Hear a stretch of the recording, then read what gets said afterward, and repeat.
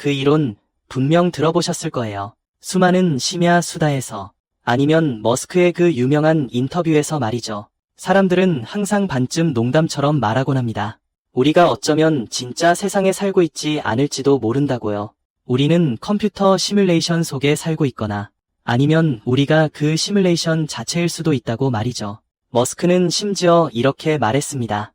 우리가 기본 현실, 즉 유일한 진짜 세상에 살 확률은 고작 10만 분의 몇 밖에 안 된다고요. 대부분의 경우 우리는 이런 말을 들으면 그저 실리콘밸리 거물들의 과한 망상으로 치부하고 말죠. 우리는 본능적으로 농담 그만해요 라고 반박할 겁니다. 방금 제가 책상 모서리에 부딪힌 통증은 진짜라고요. 제 손 안의 커피는 뜨겁습니다. 우리는 굳게 믿습니다. 우리가 뒤편의 책장을 보든 안 보든 창밖의 거리도 심지어 저 멀리 있는 달도 모두 그 자리에 얌전히 잘 있다고 말이죠. 객관적이고 독립적이며 절대적으로 진짜라고요. 하지만 만약 제가 여러분에게 이렇게 공상과학 소설 같은 가설이 2022년에 세계에서 가장 진지한 물리학자들에 의해 거의 잔인하다 싶을 정도로 확고한 방식으로 물리학적인 근거를 찾았다고 말하면 어떨까요? 2022년 10월 노벨 물리학상은 알랭 아스펙트, 존 클라우저, 그리고 안톤 차일링거에게 수여되었습니다. 보도 자료에는 모호한 전문 용어들이 가득했죠. 얽힌 광자, 벨의 부등식, 양자 정보과학. 대중은 제목을 훑어보고는 또다시 어떤 미시 입자의 특성에 대한 표창이겠거니 생각하고 서둘러 스크롤을 넘겼습니다. 하지만 그들은 틀렸습니다.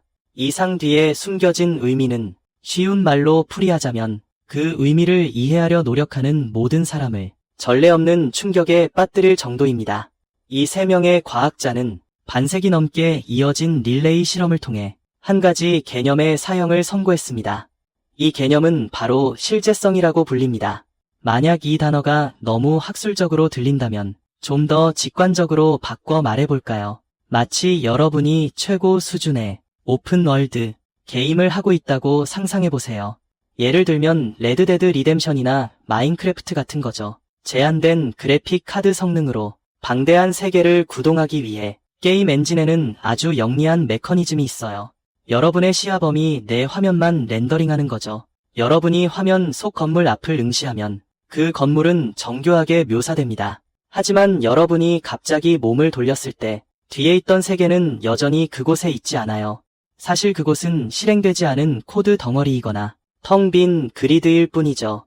여러분의 시선이 다시 그래픽 카드를 스캔할 때까지 그 순간에서야 비로소 어떤 모습으로 보여야 할지 계산됩니다. 우리는 늘 그것이 게임의 타협이고 가짜라고 생각했어요. 그리고 우리가 사는 현실 세계는 완전하게 렌더링된 진짜라고 믿었죠.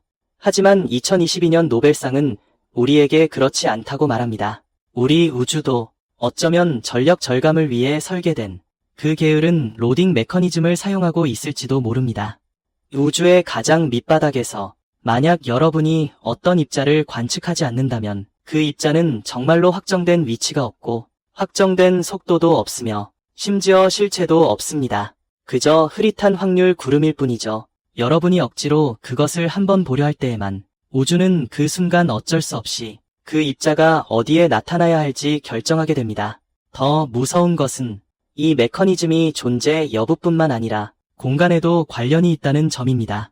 이건 마치 게임 속에서 여러분과 지도 반대편에 있는 팀원이 각자 손에 미친 듯이 회전하는 동전을 들고 있는 것과 같아요. 여러분이 보지 않을 때는 그 동전들은 흐릿한 그림자일 뿐이지만 여러분이 동전을 눌러 앞면이라는 것을 확인하는 그 순간 만디 떨어져 있는 팀원의 손에 든 동전은 순식간에 자동으로 뒷면으로 바뀔 거예요. 아무런 지연도 없이 말이죠. 마치 그들 사이에 보이지 않는 인터넷선이 직접 연결된 것처럼요. 이건 물리학이라기보다는 오히려 유심론적 악몽에 가깝습니다. 보고 나서야 존재한다는 이 터무니없는 느낌은 심지어 아인슈타인까지도 인류 역사상 가장 위대한 뇌를 가진 그를 언뜻 들으면 3살짜리 아이가 할 법한 질문을 하게 만들었습니다. 하지만 모든 물리학자들을 식은땀 흘리게 한 질문이었죠. 보세요. 제가 달을 보지 않을 때도 달은 정말 하늘에 없는 건가요? 오랫동안 이 질문을 물리학자들에게 던지면 그들은 당신을 사무실 밖으로 쫓아냈을 겁니다. 하지만 이제 이 질문에 직면하여 그들은 멋쩍게 머리를 극적이며 어떤 의미에서는 그렇다고 나지막이 인정할 것입니다. 실제로 없다고요. 이 결론이 당신을 불편하게 하고 공포에 질리게 하며 심지어 약간의 역겨움마저 느끼게 한다면 안심하세요. 당신은 혼자가 아닙니다. 바로 이것이 당시 아인슈타인의 반응이었으니까요. 우리는 보통 아인슈타인을 낡은 세계를 깨부순 혁명가로 여깁니다. 하지만 오늘 이야기에서는 그의 신분이 완전히 반전됩니다. 그는 낡은 세계의 수문장이죠. 그는 거친 파도를 문 밖에 가두려 했던 보수주의자입니다. 아인슈타인이 평생 가장 증오했던 것은 바로 관측에 의해 세계가 결정된다는 이 터무니없는 느낌이었습니다. 그는 우주가 정교한 스위스 시계와 같다고 굳게 믿었습니다. 신이 시계를 보든 안 보든 시침은 정확하게 움직일 것이라고요. 그는 굳게 믿었습니다. 물리학의 임무는 객관적이고 관측자로부터 독립적인 현실을 묘사하는 것이라고요.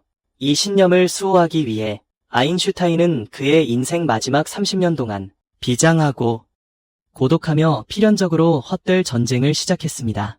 그의 적수는 표면적으로는 양자역학의 젊은 오만한 천재들이었지만 그러나 그의 이면의 진정한 적수는 이 우주 자체에 이해할 수 없는 터무니없는 본성이었습니다. 이것은 실패에 관한 이야기입니다. 하지만 이것은 또한 과학 역사상 가장 흥미진진하고 가장 머리 아프며 가장 경외심을 불러일으키는 실패이기도 합니다. 앞으로의 시간 동안 우리는 전장기자 역할을 할 것입니다. 우리는 1927년 브리셀로 시간여행을 떠날 거예요. 1960년대 물리학계에서 금기시되던 지하실로 잠입할 거예요. 마지막으로 수백억 광년 떨어진 퀘이사로 날아갈 거예요. 우리는 가서 볼 거예요.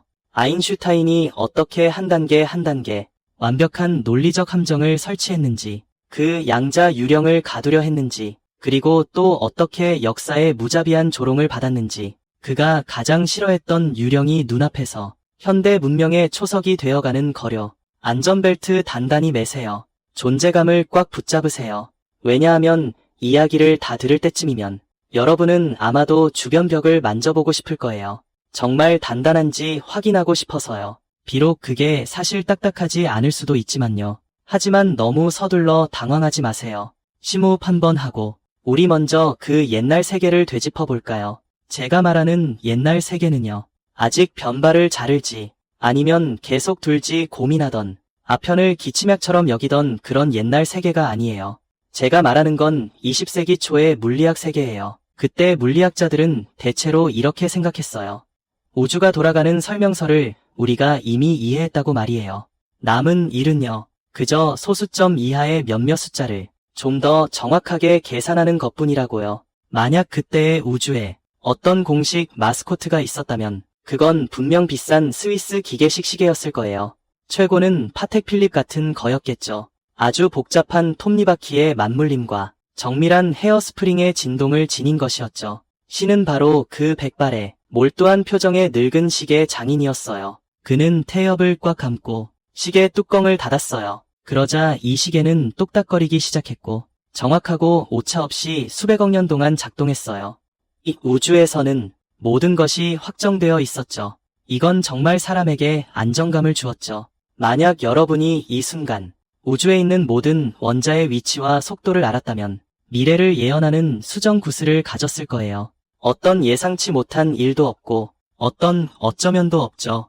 딱딱 들어맞는 인과관계의 사슬만이 존재하고 만약 여러분의 아침 식사용 유태오가 바닥에 떨어졌다면 어느 면으로 떨어지든 그건 여러분이 운이 없어서가 아니죠. 바로 중력과 공기 저항 그리고 여러분의 서툰 손가락 때문입니다. 수십억 년 전부터 이 순간은 이미 정해져 있었던 거죠. 이것이 바로 우리가 기억해야 할 황금 시대입니다. 그리고 이 시계를 가장 반짝이게 닫고 가장 정확하게 맞춘 사람은요. 바로 우리의 주인공 알베르트 아인슈타인입니다. 하지만 그건 나중 이야기였고요. 만약 1905년에 여러분이 베른에 있는 스위스 특허청에 들어섰다면 여러분은 보게 될 겁니다. 머리가 폭발한 듯한 모습으로 티셔츠에 인쇄된 그 괴짜 과학자가 아니라 20대 초반에 약간 몸에 맞지 않는 양복을 입은 3급 기술 전문 의원을요. 가엾은 알베르트. 그의 일은 정말 지루하기 짝이 없었습니다. 당시 유럽 전체가 한 가지 일로 골머리를 앓고 있었죠. 바로 시계를 맞추는 일이었는데 기차 노선이 거미줄처럼 곳곳에 깔리면서 중요해졌거든요. 만약 취리의 시간과 베른 시간이 3분 차이가 난다면 그 두 열차는 어떤 재수 없는 단선 철로에서 폐철 더미로 충돌할 수도 있었으니까요. 그래서 수많은 발명가들이 머리를 쥐어짜며 온갖 종류의 전자 동기식 시계 특허 신청서를 제출했습니다. 이것이 바로 아인슈타인이 매일 마주해야 했던 쓰레기 산이었죠. 하지만 이 젊은이는 정말 부러울 만큼 뛰어난 두뇌를 가지고 있었습니다. 마치 듀얼코어 프로세서처럼요. 그는 한편으로는 엄청난 효율로 그 지루한 특허 문서를 검토하면서도 동시에 머릿속으로는 우주적인 폭풍을 일으키고 있었습니다. 그 시대의 가장 똑똑한 두뇌들이 모두 두 지역의 시계를 어떻게 하면 일치시킬 수 있을까를 고민하고 있을 때 아인슈타인, 이 3급 전문의원은 오히려 훨씬 더 미친 질문을 하고 있었습니다. 만약 지금 이 순간 내가 한 줄기 빛을 타고 저 시계탑을 떠나 날아간다면 무엇을 보게 될까? 제가 그 시계탑을 돌아볼 때 시계바늘은 멈출까요? 빛이 더 이상 저를 따라잡을 수 없기 때문이죠. 몇 시인지 알려주는 그 빗줄기가 영원히 제 시야에 닿지 못해서 시간은 그대로 멈춰버리는 걸까요? 먼지 가득한 사무실에 앉아있던 그 젊은 남자는 그 순간 뉴턴의 그 절대적이고 경직된 시공간 관계를 구겨진 종이 조각처럼 쓰레기통에 던져버렸어요. 그는 우리에게 말했죠. 우주 전체에 걸친 통일된 시간 따위는 애초에 없다고요. 모든 사람은 각자의 개인 시계를 짊어지고 있다고. 만약 당신이 충분히 빨리 달린다면 당신의 시간은 느려질 거라고요. 이건 마치 독한 고량주를 너무 많이 마신 뒤의 헛소리 하지만 이것이야말로 우주 최하위층의 교통 규칙이죠. 그런데 모든 규칙들 중에서 아인슈타인이 가장 신경 쓰고 죽을 힘을 다해 지키려 했던 한 가지는 바로 법칙성이라는 것이었어요. 이 단어는 얼핏 들으면 학술적이지만 사실 그 의미는 매우 간단해요. 심지어 인간 중심적인 배려로 가득 차 있다고 말할 수 있죠. 그 의미는 바로 어떤 것도 순간적으로 거리를 넘어설 수 없다는 거예요. 이 우주에서는 정보의 전달 속도에는 상한선이 있다는 거죠. 그게 바로 광속이에요. 초당 약 30만 킬로미터. 이건 우주의 최고 제한 속도랍니다. 심지어 신조차도 과속할 수 없죠. 이건 뭘 의미하냐면요. 만약 지금 이 순간 태양이 갑자기 꺼진다고 해도 우리는 지구에서 여전히 바보같이 즐겁게 8분 20초 동안 햇볕을 쬐고 있을 거라는 거예요. 마지막 잔광이 1억 5천만 킬로미터의 여정을 다 마칠 때까지는요. 그때서야 비로소 우리는 어둠에 잠기게 될 거예요. 이게 얼마나 중요한지 아시겠어요? 이건 뭘 의미하냐면요. 우주의 다른 끝에서 일어난 재앙이 당신을 순간적으로 파괴하지 않는다는 거예요. 당신은 안전하다는 거죠. 모든 물체는 오직 자신을 둘러싼 직접적인 환경에 의해서만 영향을 받을 수 있어요. 이게 바로 인과율의 해자인 거죠. 마법도 없고 원격으로 물건을 가져오는 일도 없죠. 수천 킬로미터 떨어진 곳에서 부두 인형으로 당신을 쿡 찌르면 당신이 아파야 한다는 헛소리는 없다는 거죠. 인과관계는 마치 도미노와 같아요. 한 조각이 쓰러져야 다음 조각을 건드릴 수 있죠. 이것이 아인슈타인이 본 세상입니다. 명확하고 질서정연하게요. 솔직히 말해서 10년 후인 야취시 1915년 아인슈타인은 이완 벽한 우주를 업그레이드했어요. 그는 일반 상대성 이론을 발표했죠. 그전에는 사람들이 뉴턴이 정말 대단하다고 생각했지만 뉴턴에게는 치명적인 약점이 있었어요. 그는 중력이 대체 뭔지 설명할 수 없었죠. 뉴턴은 생각했어요. 중력은 마치 보이지 않는 밧줄 같아서 지구를 태양에 묶어둔다고요. 하지만 이것 또한 그런 골치 아픈 초거대 작용이었죠. 태양은 지구에 닿지 않고도 끌어당길 수 있을까요? 아인슈타인이 무대에 올라와 목을 가다듬고 말했어요. 틀렸어요. 밧줄은 없어요. 애초에 중력 같은 힘은 없어요. 여러분은 분명 그 매트리스 비유를 들어봤을 거예요. 볼링공 비유 말이죠. 하지만 제가 더 직관적인 설명을 해드릴게요. 이렇게 상상해보세요. 당신이 보이지 않는 트램펄린 위에서 구슬을 굴리고 있어요. 만약 중간에 납 구슬을 놓으면 트램펄린이 푹 꺼질 거예요. 이때 당신이 던진 구슬은 자신은 직선으로 간다고 생각하겠지만 절대 꺾이지 않았다고 맹세하겠지만 하지만 그 구슬에 발미돼 있는 길이, 즉 공간 자체가 휘었기 때문에 그래서 구슬은 납구슬 주위를 맴도는 것처럼 보이는 거죠. 중력이 그를 끌어당긴 게 아니라 휘어진 공간이 그를 인도한 거예요. 질량이 큰 물체는 공간에게 어떻게 휘어야 할지 알려주고 휘어진 공간은 물질에게 어떻게 움직여야 할지 알려주죠. 1919년 일식 관측이 별빛이 태양 근처에서 정말 휘어진다는 것을 증명하자 아인슈타인은 전 세계적인 스타가 되었어요. 당시 신문 헤드라인은 마치 요즘 연예 가십 기사처럼 온통 하늘의 빛이 휘어졌다는 내용으로 난리였죠. 뉴턴 역학이 뒤집힌다는 이런 큰 제목과 함께 덧붙여 말하자면 당시 누군가 아인슈타인에게 물었죠.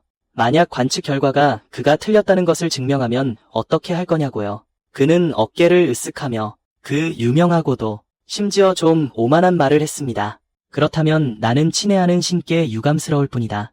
이론은 올바르니까. 보세요. 이것이 그때의 아인슈타인이었죠. 자신감 혹은 오만함이 딱 적당했습니다. 그는 하나의 웅장한 물리학 대성당을 지었는데 이 성당 안에서 벽돌 하나하나가 빈틈없이 들어맞았죠. 이것은 실제하는 우주입니다. 그 달은 당신이 보든 안 보든 하늘에 걸려 있습니다. 왜냐하면 그의 질량이 실제로 그 주변 시공간을 희게 했으니까요. 그의 존재는 당신의 시선으로 확인할 필요가 없습니다. 이것은 정의된 우주입니다. 어떤 유령도 벽을 순간이동하여 통과할 수 없고 어떤 신호도 빛보다 빠르게 움직일 수 없습니다. 이것이 바로 아인슈타인 마음속에 주사위 놀이를 하지 않는 신이었죠. 그는 위대한 시계공일 뿐만 아니라 엄격한 교통경찰이기도 했습니다. 어떤 규칙 위반도 절대 허용하지 않았죠. 모든 것이 너무 완벽했습니다. 너무 완벽해서 진짜 같지 않을 정도였죠.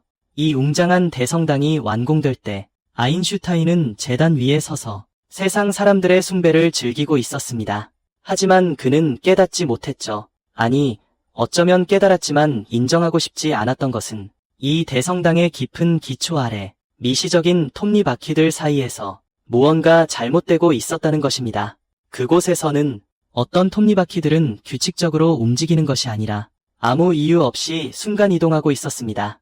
어떤 용수철들은 늘어나거나 줄어드는 것이 아니라 동시에 늘어나기도 하고 줄어들기도 했습니다. 방금 전 아인슈타인이 확립했던 그 신성한 법칙들, 즉 인과적 결정론과 객관적 실제는 보이지 않는 유령 무리에게 마치 광란의 파티를 벌이듯 마구 짓밟히고 있었습니다. 그 완벽했던 시계는 이제 막 거꾸로 돌기 시작할 참이었습니다. 하지만 문제가 생겼습니다.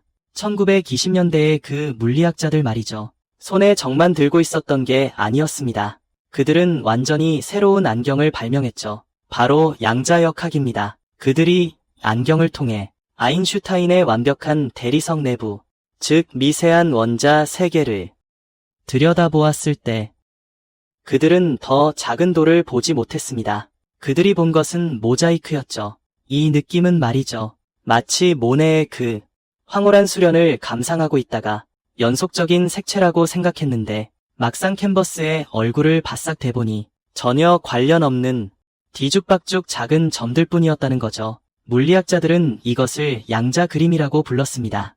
덴마크 코펜하겐에서 온 이 철거팀의 대장은 닐스 보어였습니다. 그들은 그 점들을 가리키며 말했죠. 여러분, 세상은 연속적이지 않습니다. 에너지는 덩어리져 있습니다. 마치 이 점들 하나하나처럼요. 당신은 점의 절반을 살 수 없습니다. 자동 판매기에서 콜라 반 캔을 살 수 없는 것처럼요. 이것만으로도 이미 골치 아픈 이야기였죠. 하지만 이건 그저 에피타이저일 뿐이었습니다. 진짜 메인 요리는 베르너라는 이름의 하이젠베르크라는 젊은 독일인이 내놓았죠. 이 요리의 이름은 바로 불확정성 원리였습니다. 이걸 먹으면 1년 내내 소화불량에 시달릴 정도였죠. 하이젠베르크에 관한 유명한 이야기가 하나 있습니다. 1925년 여름, 그는 심한 고초열, 즉 꽃가루 알레르기로 죽을 만큼 고통받고 있었습니다. 얼굴은 돼지처럼 부어 있었죠. 살기 위해 그는 북해 한가운데 있는 헐벗은 풀 한 폭이 자라지 않는 헬골란 섬으로 피신했습니다. 그곳에서 보낸 며칠 밤낮 동안 바위와 파도 외에 그를 동반한 것은 콧물과 미친 듯한 수학 공식뿐이었습니다. 그러던 어느 날 새벽, 그가 바위에 올라 일출을 기다리던 중 문득 깨달음을 얻게 됩니다. 그는 깨달았습니다. 자연의 법칙이 미시 세계의 한 가지를 정해두었죠. 절대적인 규칙인데 당신은 영원히 동시에 확히 입자의 위치를 알 수 없을 겁니다. 그리고 그 입자의 속도를요. 제가 불가능하다고 말하는 것에 주목하세요. 이건 당신의 자 눈금이 충분히 세밀하지 않아서가 아니고요. 현미경을 깨끗하게 닦지 않아서도 아닙니다. 이것은 우주의 시스템 설정이에요. 이게 얼마나 터무니없는 일인지 이해시키기 위해 비유를 들어볼까요? 당신이 질주하는 경주용 차를 찍는다고 해봅시다. 만약 차의 위치를 선명하게 찍고 싶다면 아주 빠른 셔터 속도를 사용해야 합니다. 그렇게 찍은 사진은 엄청나게 선명하겠죠. 차 바퀴의 나사 하나하나까지 다 보일 겁니다. 하지만 이 사진 속에서 차는 정지해 있죠. 차량이 얼마나 빨리 달리는지는 전혀 알 수 없습니다. 심지어 앞으로 가는지 뒤로 후진하는지조차 모르죠. 당신은 속도 정보를 잃어버린 겁니다. 만약 속도를 표현하고 싶다면 느린 셔터 속도를 사용해야 합니다. 그렇게 찍은 사진 속에서는 아름다운 빛의 흐름이 보이죠. 차량이 엄청나게 빠르게 달린다는 걸 알 수 있지만 차는 어디에 있나요? 그것은 흐릿한 그림자일 뿐이죠. 그 차량은 동시에 그 궤적의 모든 곳에 있는 것처럼 보입니다. 당신은 위치 정보를 잃어버린 겁니다. 거시 세계에서는 이것은 단순히 사진 촬영 기술의 문제입니다. 하지만 미시 세계에서는 이것이 바로 철칙입니다. 입자가 바로 그 차인 셈이죠. 당신이 입자를 한 위치에 고정시키려 할수록 그 입자는 더 활발하게 움직이고 속도를 알아내려 할수록 그 모습은 더 흐릿해집니다. 비유하자면 당신은 당신의 고양이가 어디에 있는지 그리고 동시에 그 고양이가 어디로 뛰어오르려 하는지 절대 알 수 없습니다. 우주는 당신이 모든 것을 알고 모든 것을 할 수 있는 수정구를 소유하는 것을 금지합니다. 하지만 이게 다가 아닙니다. 코펜하겐의 그 친구들은요. 마치 이 혼란이 충분히 크지 않다는 듯이 더욱 충격적인 개념인 중첩 상태를 내놓았어요. 그들은 주장했죠.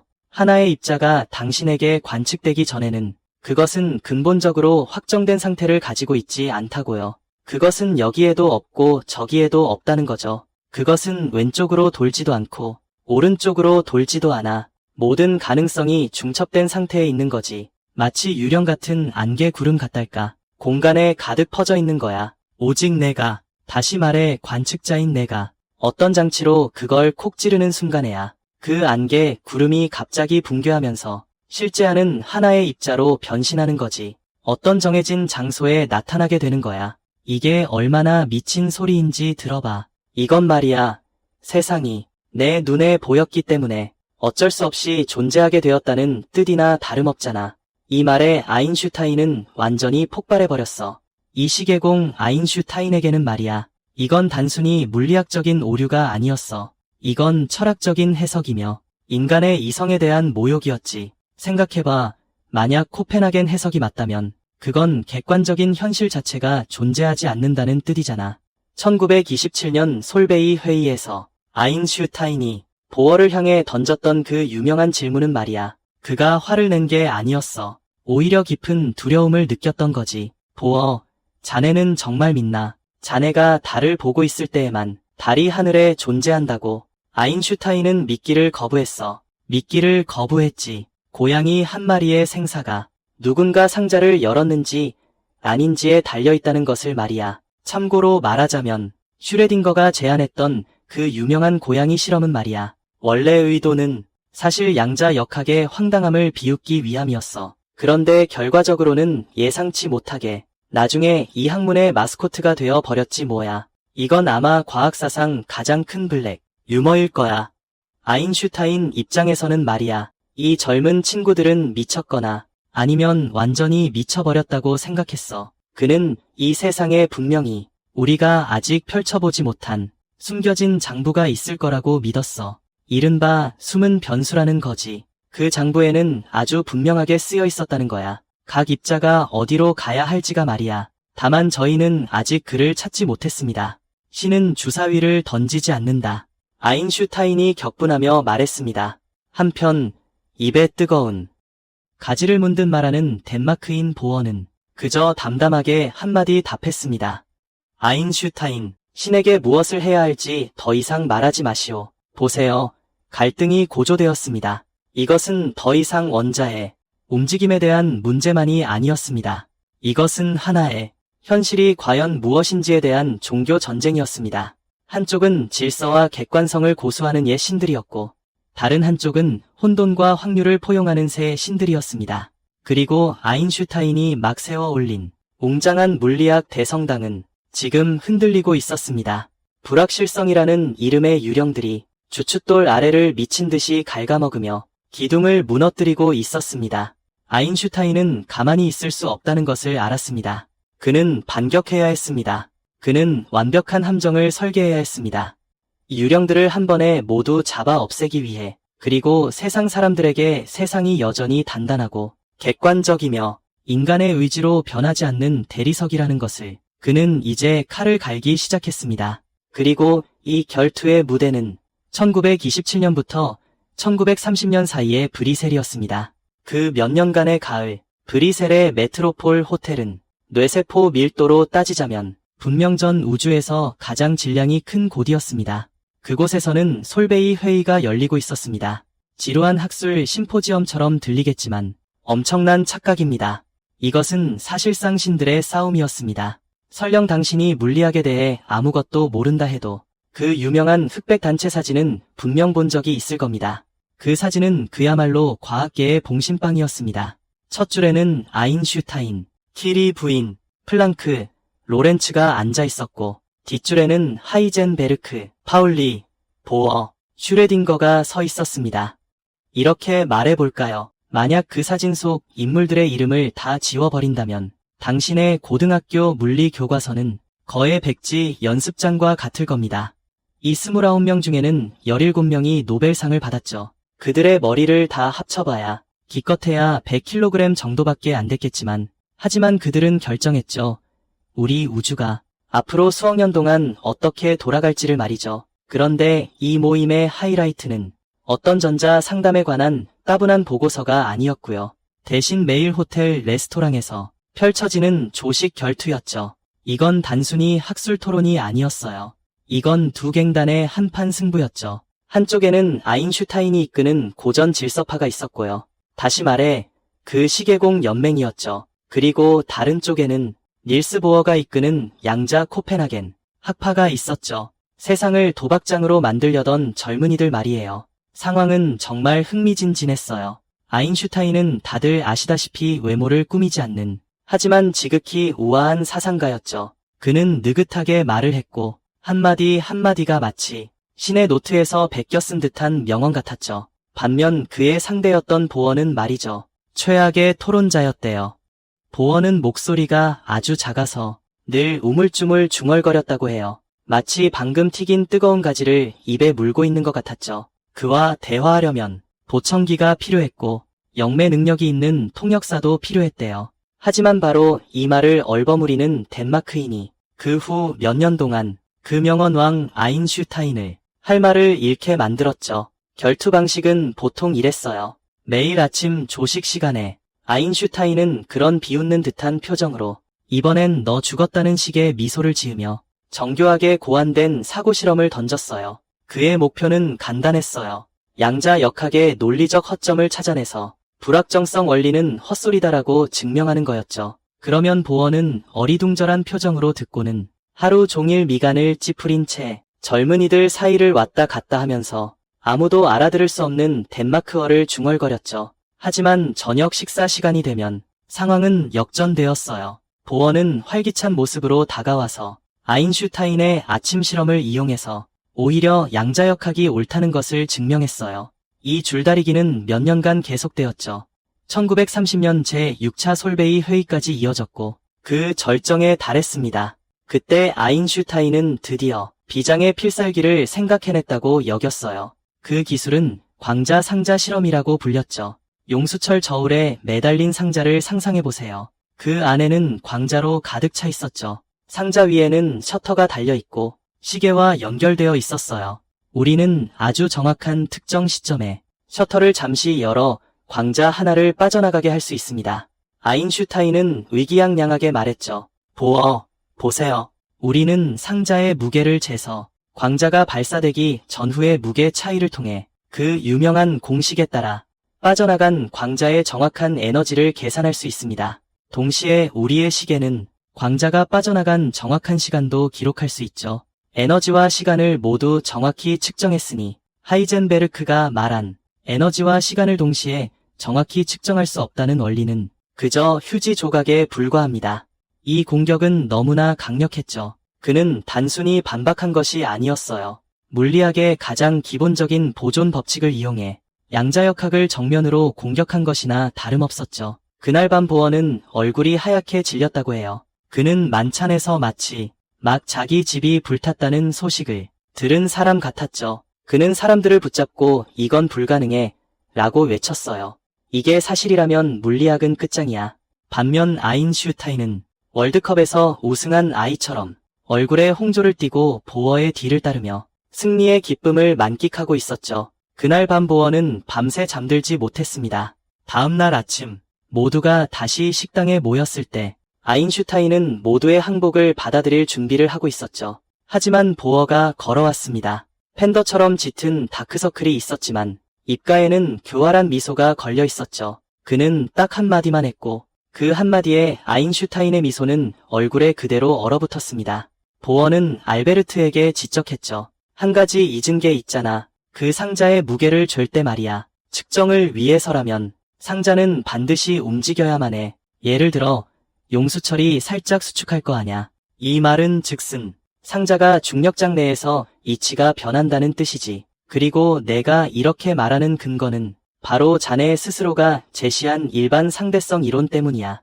이론에 따르면 중력장에 따라 시간의 흐름 속도도 다르다고. 기억하지? 이 원리는 영화 인터스텔라에서 나온 것과 똑같아. 중력원에 가까워질수록 시간은 더 느리게 흐르잖아. 보어는 계속해서 치명타를 날렸어. 상자 위치의 불확정성 때문에 그 상자가 놓인 중력장도 불확정해졌고 결국 셔터 위의 시계가 빨리 갈지 늦게 갈지도 불확실해진 거지. 계산해보면 알겠지만 이 시간 오차가 정확히 하이젠베르크 공식 속의 그 오차와 같아지는 거야. 현장은 그야말로 정적에 휩싸였어.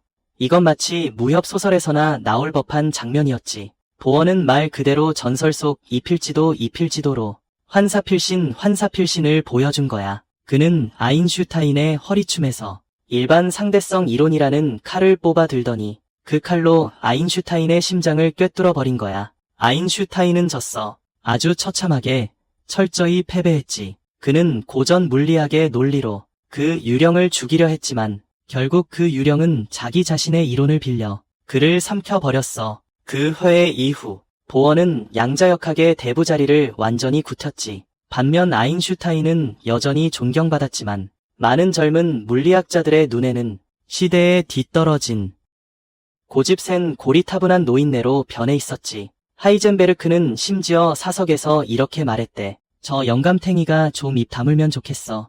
얼마나 비참한가. 과거 홀로 고군분투하며 뉴턴 왕조를 뒤엎었던 혁명가가 이제는 새로운 시대의 도래를 막는 수구파가 되어버린 거지. 하지만 아인슈타인이 여기서 포기했을 거라고 생각한다면 그럼 당신은 이 고집센 노인을 너무 과소평가한 거예요. 그는 체면 때문에 그런 게 아니었어요. 그는 정말 거대한 어떤 것을 받아들일 수 없었어요. 보스 같은 신을 말이죠. 아침 식사 결투의 참패는 아인슈타인에게 한 가지 사실을 깨닫게 했죠. 사소한 부분에 매달려서 양자역학을 붙들고 씨름하는 건 소용없다는 거였어요. 이 이론이 비록 터무니없어 보일지라도 그 수학적 논리는 이미 자체적으로 모순 없이 완벽해서 상대성 이론마저 흡수해 버릴 정도였죠. 그는 더 이상 이런 잔꾀를 부릴 수 없었어요. 그는 더 높은 곳에 서야만 했죠. 그는 이 이론의 근본적인, 치명적인 균열을 찾아야만 했어요. 그래서 그는 침묵을 택했습니다. 프린스턴에 있는 그의 작은 사무실에서 매일같이 왔다 갔다 하면서 칠판에 뭔가를 끄적였어요. 그는 논리적인 핵무기를 찾고 있었죠. 이번에는 그는 더 이상 불확정성 원리를 겨냥하지 않았어요. 더 이상 광자 상자에 얽매이지도 않았죠. 그는 더 심오한 곳으로 시선을 돌렸어요. 그게 바로 양자, 역학을 가장 마법처럼 보이게 하고 가장 직관에 위배되는 지점이었죠. 그는 마지막 돌격을 준비하고 있었어요. 이 돌격은 더 이상 승패를 논하기 위한 것이 아니었어요. 오히려 객관적으로 실제하는 세계를 위한 것이었죠. 최후의 생사를 건 한판 승부였어요. 그는 양자역학의 논리적 심장에 EP라는 이름의 비수를 꽂아 넣으려 했어요. 그리고 그 비수를 뽑아낼 때 흘러나올 피는 물리학계 전체를 뒤덮어버릴 것이었죠. 시간은 1935년에 이르렀습니다. 이때의 아인슈타인은 이미 뉴저지주에 거주하는 프린스턴의 노인이었어요. 그의 머리카락은 더 휘어졌고 더 흐트러졌으며 그의 상징과도 같은 회색 스웨터에는 구멍 몇 개가 더 늘어났죠. 외부에서 보기에는 그는 이미 물리학의 최전선에서 물러난 듯 보였어요. 자애로운 동네 마스코트가 되었죠.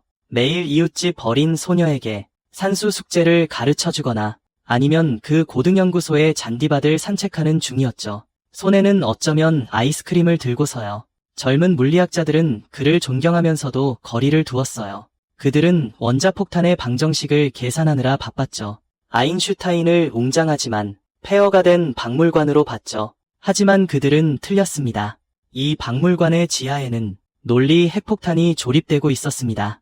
그해 5월, 아인슈타인은 그의 젊은 조수 2명과 함께 보리스 포돌스키와 네이선 로젠, 물리 리뷰에 단 4페이지짜리 논문을 발표했습니다. 이 논문의 제목은 너무 길어서 졸음이 올 정도였습니다. 물리적 실제의 양자역학적 묘사는 완전하다고 볼 수 있는가? 였습니다. 보세요. 이게 바로 과학자들입니다. 만약 그들이 세상이 곧 멸망한다는 걸 발견해도 그들이 붙일 제목은 아마 지각의 구조적 안정성에 대한 몇몇 비정상적인 교란에 대한 예비 연구 정도였겠죠. 하지만 이 따분한 제목에 속지 마세요. 훗날 EPR 역설이라 불리게 된 이 논문은 사실 아인슈타인이 양자역학의 심장을 향해 날린 가장 치명적인 한 발이었습니다. 이 총알의 이름은 바로 양자 얽힘이었습니다. 이 개념을 설명하기 전에 앞으로 1분 동안은 당신의 상식이 심하게 모욕당할 수 있다는 걸 경고해야겠네요. 아인슈타인은 논문에서 양자역학의 수학 공식에서 소름 끼치는 추론 하나를 지적했습니다. 만약 양자역학이 옳다면 한때 서로 상호작용했던 두 입자는 나중에 서로 떨어져 있어도 그들 사이에 신비한 연결이 유지될 거라고요. 이 연결이 얼마나 신비하냐고요. 쌍둥이 형제가 있다고 상상해보세요. 형은 베이징에 남기고 동생은 화성으로 보냅니다. 양자역학에 따르면 이 두 형제는 얽힘 상태에 있습니다. 이는 그들이 더 이상 두 명의 독립적인 사람이 아니라 하나의 분리할 수 없는 시스템이라는 겁니다. 이제 당신이 베이징에서 형의 상태를 측정해서 그가 웃고 있다는 걸 발견한다면 바로 그 순간 1초의 지연도 없이 수억 킬로미터 떨어진 화성에 있는 동생의 상태도 즉시 울음으로 바뀔 겁니다. 이거 뭘로 들리시나요? 이건 마치 마법처럼 들립니다. 마치 텔레파시처럼요. 아인슈타인은 이런 현상에 유명하면서도 비꼬는 듯한 묘한 이름까지 붙였는데요. 바로 유령 같은 원격 작용입니다. 하지만 여기서 아주 중요한 디테일 하나를 짚고 넘어갈게요. 그건 바로 이 현상이 의미하는 바는 아니라는 거예요. 여러분이 오빠 발바닥을 간지럼 태워서 화성에 신호를 보낼 수 있다는 뜻이 아니라는 겁니다. 왜냐하면 그쪽 결과가 이쪽과 동시에 일어날지라도 여전히 무작위적이기 때문입니다. 여러분은 그쪽에서 어떤 결과가 나타날지 제어할 수 없어요. 그래서 모스부호도 보낼 수 없죠. 하지만 그렇다고 해서 상황이 더 합리적으로 된 건 아니었어요. 아인슈타인이 화를 냈던 이유는요. 대체 왜 저쪽 상태가 이쪽에서 측정한 결과에 달려있냐는 것이었죠. 이것은 법칙성을 위반하는 거였거든요. 바로 어떤 것도 거리를 순간적으로 뛰어넘을 수 없다는 철칙 말이죠. 그래서 아인슈타인은 그의 기발한 논리를 내놓았습니다. 그의 논리는 아주 간단했어요. 먼저, 만약 양자역학이 완전하다면 이런 유령 같은 얽힘은 반드시 사실이어야 합니다. 하지만 그 자신의 상대성 이론은 이미 증명했죠. 어떤 영향도 빛보다 빠르게 전달될 수 없다는 것을요. 순간적인 감흥은 완전 마법 그 자체라는 거죠. 물리학이 아니고요. 그래서 그는 결론을 내렸습니다. 양자역학은 분명 불완전하다는 것이었죠. 그가 뭔가를 놓쳤음이 틀림없다고요. 이건 완벽한 한 방이었죠. 아인슈타인은 마치 노련한 변호사 같았어요. 그는 양자역학을 가리키며 말했습니다. 판사님, 피고가 하는 말이 사실이라면 돼지도 날 수 있다는 얘기가 됩니다. 우리가 돼지가 날 수 없다는 것을 모두 아는 이상 피고는 분명 거짓말을 하고 있는 겁니다. 그렇다면 진실은 대체 뭘까요? 아인슈타인은 그의 고전적인 상식에 부합하는 설명을 내놓았습니다. 여러분이 이해할 수 있도록 우리 장갑 게임을 한번 해볼까요? 이것이 바로 아인슈타인 설명의 핵심이기도 합니다. 제가 장갑 한 쌍을 가지고 있다고 상상해보세요. 왼손 하나, 오른손 하나 말이에요. 저는 여러분 몰래 그것들을 각각 똑같은 상자 2개에 넣을 거예요. 그리고 그중 한 상자를 당신에게 보내요. 당신이 상하이에 있다고 가정해봅시다. 다른 상자는 당신의 친구에게 보내요. 그가 뉴욕에 있다고 가정해봅시다. 이 소포가 발송되는 그 순간 당신이든 당신의 친구든 상자 안에 왼손 장갑이 들어있는지는 둘 다 몰라요. 아니면 오른손 장갑이 들어있는지 말이에요. 그렇죠. 이제 당신이 소포를 받았습니다. 상자를 엽니다. 당신은 왼손 장갑 하나를 봅니다. 바로 이 순간 당신은 즉시 100% 확신할 수 있습니다. 멀리 뉴욕에 있는 그 상자 안에는 반드시 오른손 장갑이 들어있을 것이라고요. 당신이 아직 뉴욕에 전화하지 않았더라도, 뉴욕 쪽에서 아직 상자를 열지 않았더라도 이 사실은 이미 확정되었습니다. 이것이 유령 같은 원격 작용이 필요할까요? 설마 그 왼손 장갑이 아직도 초광속 메시지를 보내야 하는 걸까요? 오른손 장갑에게 나 발견됐어. 너 빨리 오른손으로 변신해. 라고요. 물론 필요 없습니다.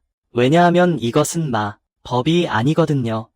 이것은 미리 결정된 것입니다. 이미 상자들이 포장되는 그 순간에 어떤 것이 왼손이고 어떤 것이 오른손인지는 이미 정해져 있었습니다. 단지 그때 당신이 몰랐을 뿐이죠. 아인슈타인은 미소 지으며 말했습니다. 입자들도 마찬가지입니다. 두 입자가 같은 원천에서 날아나올 때 그들은 마치 그 한 쌍의 장갑과 같습니다. 그들은 이미 합의했습니다. 나는 위쪽 스핀이고 너는 아래쪽 스피니아라고요. 이런 상태는 이미 그들의 유전자 안에 기록되어 있습니다. 아인슈타인은 입자 내부에 숨겨진 아직 발견되지 않은 유전자를 숨은 변수라고 불렀습니다. 당신은 이것을 이렇게 이해할 수 있습니다. 신이 몰래 입자 주머니 속에 넣어둔 작은 쪽지라고요. 그 쪽지에는 그것이 어디로 가야 할지가 적혀 있습니다. 보세요. 얼마나 완벽한가요? 세상은 다시 그 확실하고 객관적이며 유령이 없는 안락한 영역으로요. 초광속도 없고 심령 감흥도 없습니다. 오직 우리가 아직 밝혀내지 못한 숨은 변수만 있을 뿐이죠. 이 논문이 발표되었을 때 예상처럼 되지는 않았습니다. 지금 핫토픽이 온 국민을 열광시키는 것처럼 사실 당시 대부분의 물리학자들은 이 문제에 대해 시큰둥한 반응을 보였습니다. 그들은 사이클로트론 개발에 바빴고 새로운 입자를 발견하느라 바빴죠. 이런 철학적인 차원의 난해함에 대해서는 그저 어깨만 으쓱할 뿐이었어요. 아인슈타인이 또 쓸데없는 고민을 한다고 생각했죠. 하지만 양자역학의 핵심 내부자들에게는 이것은 엄청난 충격이었습니다. 또 다른 양자역학의 창시자인 에르빈 슈레딩거도 논문을 읽은 후 감탄을 금치 못했습니다. 그는 즉시 아인슈타인에게 편지를 썼는데 이런 현상은 정말이지 역겹다고 표현했습니다. 덧붙이자면 바로 슈레딩거가 이 문제를 논의하던 중에 얼키민텐겔먼트이라는 용어를 만들어냈습니다. 그가 원래 의도했던 바는 혼란스럽고 저주받은 관계를 묘사하는 것이었습니다. 한편 대서양 건너 코펜하겐에서는 우리의 오랜 친구 보어가 또다시 공황 상태에 빠졌습니다. 이 논문이 보어의 손에 들어왔을 때 그는 그 종이를 뚫어져라 노려볼 정도였다고 합니다. 그는 깨달았습니다. 이번에는 아인슈타인이 더 이상 자신과 기술적인 문제를 논하는 것이 아니라 양자역학이라는 거대한 건물의 기초 자체를 의심하고 있다는 것을요. 보어는 즉시 하던 모든 일을 멈추고 반박 논문을 쓰기 시작했습니다.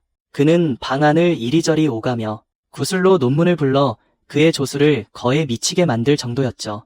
6주 후 그는 마침내 한 편의 답변을 내놓았습니다. 하지만 선생님께서는 보어의 이번 반격이 많은 구경꾼들에게는 다소 허술하게 보였다고 합니다.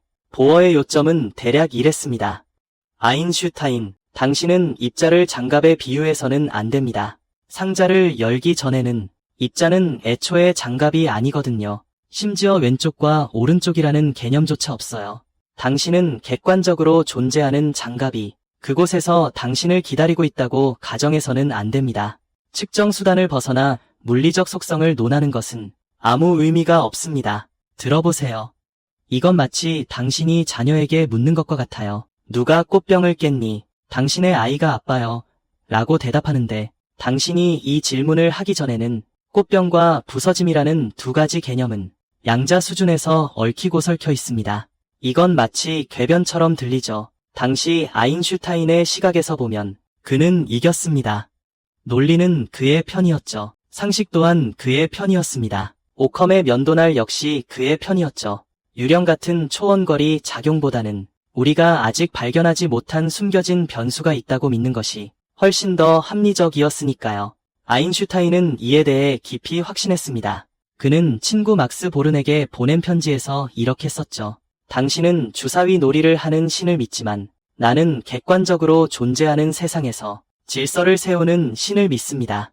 1955년 아인슈타인이 사망할 때까지 그는 이 싸움에서 자신이 최후의 승자라고 굳게 믿었습니다. 그는 생각했죠. 자신이 벌거벗은 임금님을 지적한 아이이며 양자역학은 비록 유용하지만 완벽하지 않은 임시 도구일 뿐이라고요. 언젠가는 더 위대하고 확고한 이론으로 대체될 것이라고요. 그는 이런 자신감, 어쩌면 자만심을 품고 이 세상을 떠났지만 그가 몰랐던 것은 그가 그 EPR 논문에서 단순히 양자역학을 올가매는 함정을 설치했을 뿐만 아니라 자신도 모르게 얽힘이라는 이름의 이 열쇠를 토끼굴로 통하는 문에 꽂아 넣은 것이죠. 그는 자신이 장갑 비유로 그 유령을 상자 안에 가두었다고 생각했지만 그는 착각했습니다.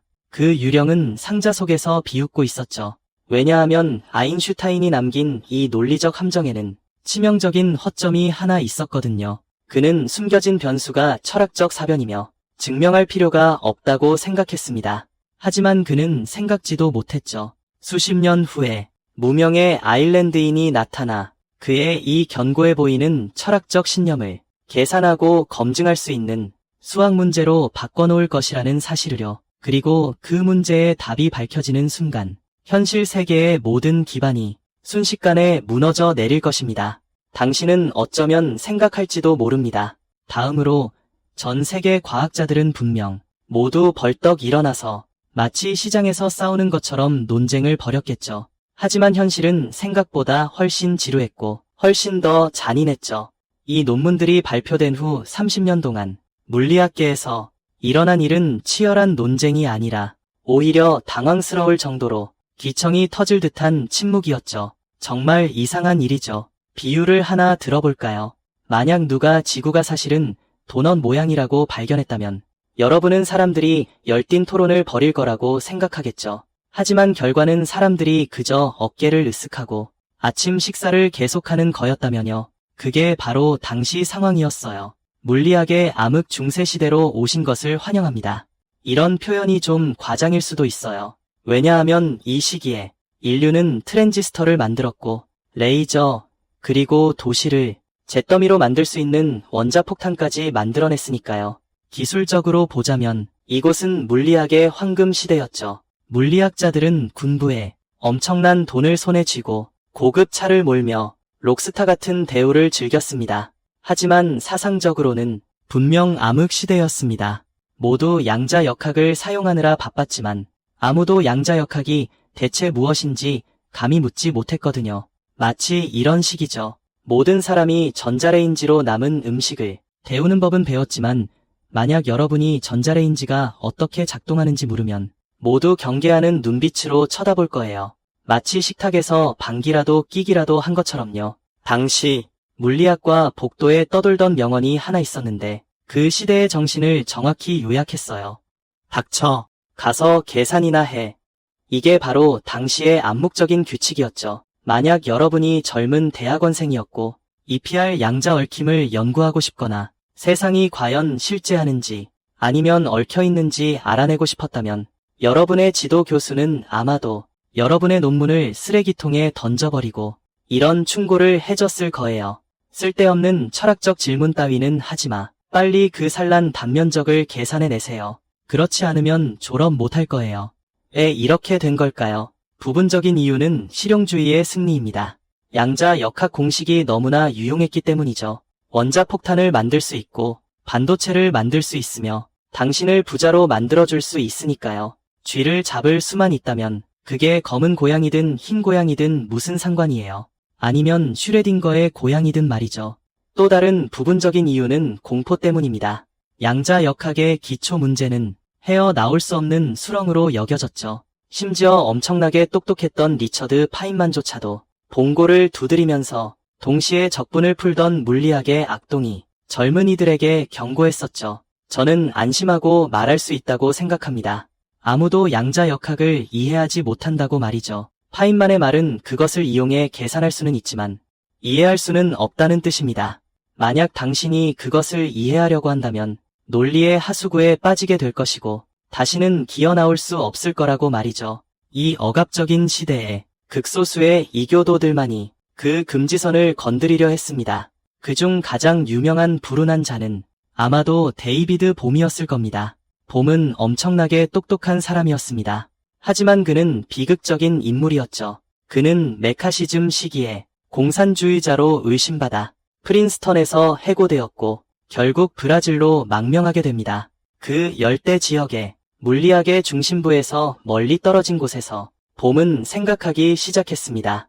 아인슈타인이 남긴 그 EPR 역설에 대해서요. 봄은 우리가 두 마리 토끼를 다 잡을 수 있을지도 모른다고 생각했습니다. 아마 세계는 실제하면서도 동시에 양자 현상을 설명할 수 있을 거라고 말이죠. 그래서 그는 세상을 깜짝 놀라게 할 만한 이론을 내놓았으니 이름하여 도파 이론입니다. 간단히 말해 봄은 이렇게 생각했습니다. 입자는 정말로 실제하는 작은 공이라고요. 이는 곧 실제성을 회복시킨 것이죠. 하지만 이 작은 공은 어떤 보이지 않는 것에 의해 온 우주에 퍼져 있는 파동이 이끄는 대로 이 파동은요. 마치 어떤 전지전능한 레이더 시스템처럼 우주 구석구석을 순식간에 연결해버리죠. 이는 곧 입자가 정말 존재한다는 이 상식을 구하기 위해 보험은 또 다른 미친 대가를 받아들여야만 했어요. 전 우주가 순식간에 서로 연결된다는 거죠. 만약 베이징에서 손가락을 살짝 움직이면요. 그 파동이 그 교란을 우주 전체에 순식간에 전파할 겁니다. 화성에 있는 그 입자를 포함해서요. 보험은 자신이 구세주를 찾았다고 생각했어요. 그는 신이 나서 이 이론을 아인슈타인에게 보냈죠. 알버트, 이것 좀 봐, 라고 생각하면서요. 내가 당신이 잃었던 실제성을 되찾아줬어. 하지만 아인슈타인은 그에게 찬물을 끼얹었죠. 아인슈타인은 이 이론을 몹시 싫어했어요. 그에게는 보험이 불확정성이라는 늑대를 쫓아내려다가 초거대 작용이라는 호랑이를 불러온 격이었으니까요. 아인슈타인은 심지어 신랄하게 평가했어요. 보험의 이론은 너무 값싸 보인다고요. 그리고 주류 학계에서는 보험은 비판보다 더 무서운 것을 마주하게 됩니다. 바로 정중한 무시였죠. 당시의 거물이었던 오펜하이머는 사석에서 이렇게 말했다고 전해져요. 우리가 이것으로 코펜하겐 해석을 반박하려면요. 보험을 무시해야만 할 겁니다. 사람들은 마치 연회장에서 헛소리를 짓거리는 취객을 대하듯 암묵적으로 등을 돌리고 못 들은 척했죠. 그리하여 물리학은 계속해서 평화로운 침묵 속에서 나아갔습니다. 다들 계속 입을 닫고 계속 계산하고 1P2라는 그 유령이 없는 척 계속했습니다. 1964년이 되어서야 그해 이 죽은 듯 고요한 호수는 드디어 한 조각의 아일랜드에서 온 돌에 의해 깨지게 됩니다. 이 돌의 이름은 존이었어요. 스튜어트 벨. 벨은 상아탑에 갇힌 철학대가가 아니었습니다. 그는 공학자 기질이 강한 물리학자였죠. 그는 유럽 핵연구센터에서 일했습니다. 그의 주된 임무는 거대한 입자들을 가속기였습니다. 그의 일상은 자석과 진공관, 그리고 뒤죽박죽 엉킨 전선 더미와 씨름하는 것이었습니다.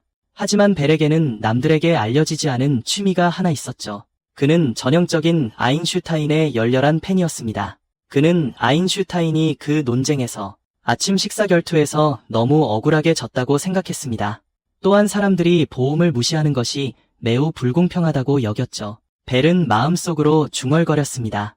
왜 내가 입 다물고 계산만 해야 하는 거지? 나는 대체 무슨 일이 벌어지고 있는지 알고 싶다고. 그래서 가속기를 설계할 필요가 없는 주말이나 지루한 회의 중간중간에 벨은 사무실에 숨어 모두가 잊어버린 그 EP 논문을 몰래 연구하곤 했습니다. 그는 이 논문으로 큰 이슈를 만들 생각은 없었습니다.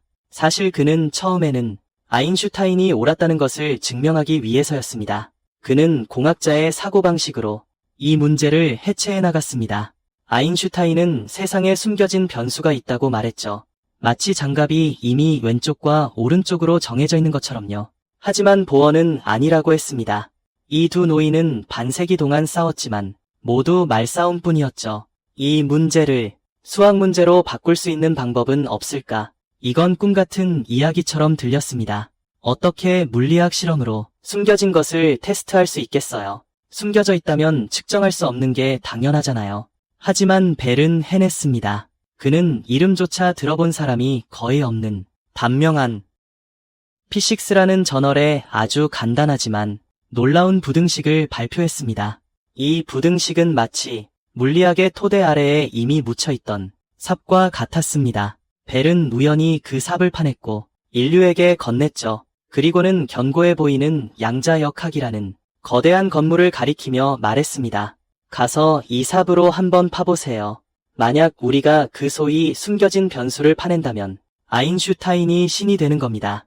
만약 우리가 파내지 못한다면요. 그럼 우리는 정말로 정신병원에서 사는 것과 다름없겠죠. 그 30년간의 어두운 중세 시대에 드디어 한 줄기 빛이 스며들었습니다. 비록 이 빛이 비추는 곳이 어쩌면 우리가 전혀 보고 싶지 않은 심연일지라도요. 그리고 이 빛은 바로 이어질 전체 이야기에서 가장 골치 아프고 복잡한 부분이죠. 수학적 부등식 하나입니다. 하지만 걱정 마세요. 벨이 만들어낸 이 수학 마술을 이해하기 위해선 미적분을 알 필요도 없고 심지어 대수학을 알 필요도 없습니다. 조금의 상식과 그처럼 끈질긴 정신만 있으면 됩니다. 그럼 시간을 1964년으로 되돌려 봅시다. 존 벨, 유럽 핵 연구센터에서 일하던 이 아일랜드인은 겉보기에 분열된 듯한 이중 생활을 하고 있었습니다. 월요일부터 금요일까지는 그는 존경받는 입자, 가속기 엔지니어였습니다. 하얀 실험복을 입고 손에 설계도를 든 채 어떻게 하면 성자를 광속에 가깝게 가속할지, 그리고 나서 그것들을 산산조각 낼지 고민했습니다. 이건 엄연한 정식 업무였고 월급을 받는 일이었죠. 하지만 주말이 되면 동료들이 스키를 타거나 맥주를 마시러 갈 때 벨은 물리학계의 지하 조직원처럼 변모했습니다. 그는 서재에 숨어 누렇게 변색된 잎이 이 논문들을 뒤적이며 주류 학계에서 철학적 쓰레기로 여겨지던 문제에 대해 생각했습니다. 이 세상에 과연 숨은 변수가 존재하는가? 벨은 실용적인 사람이었습니다. 엔지니어로서 그는 모호하고 허무맹랑한 철학적 논쟁을 싫어했습니다. 그가 원했던 건 확실한 증거였죠. 아인슈타인은 입자가 장갑 같아서 나타나는 순간부터 좌우가 정해진다고 했고, 양자역학은 입자가 마술 동전 같아서 보기 전까지는 앞뒤가 없다고 말했습니다. 이 두 가지 주장 중에서 과연 무슨 방법이 있을까요? 실험으로 구별해낼 수 있는 말이에요. 불가능한 임무처럼 들리죠. 왜냐하면 정의에 따르면 숨겨진 변수는 숨겨져 있으니까요. 우리는 그걸 볼 수 없죠. 그걸 볼 수 없는데 어떻게 그 존재 여부를 알 수 있겠어요? 마치 이런 거죠. 제가 알고 싶은 건 제 냉장고 안에 투명한 작은 요정이 살고 있는지 없는지예요. 문을 열면 사라지고 문을 닫으면 안에서 춤을 춘다고요. 어떻게 그 존재를 증명할 수 있을까요? 벨은 머리를 빠르게 굴렸어요. 그리고 기막힌 접근법을 떠올렸죠. 바로 상관성이에요.